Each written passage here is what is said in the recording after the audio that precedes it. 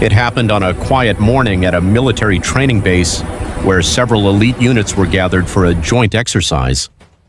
Among the crowd was a woman who looked calm, focused, and completely unbothered by the noise around her.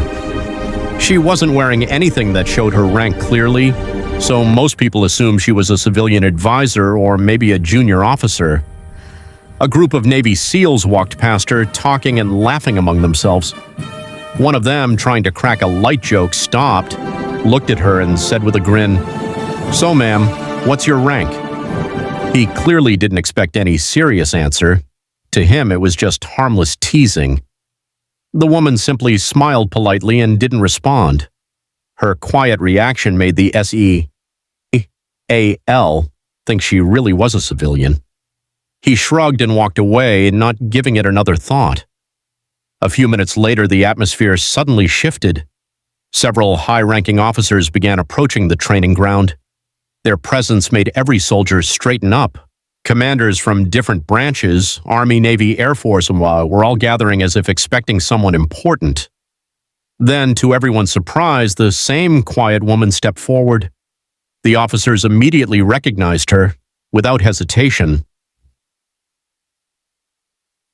4 generals stood at attention and saluted her simultaneously. The SEAL who had joked with her froze. His eyes widened as he finally realized who she truly was. She wasn't a civilian, she wasn't a junior officer, she was one of the highest-ranking officials in the entire operation, someone with authority far above almost everyone present.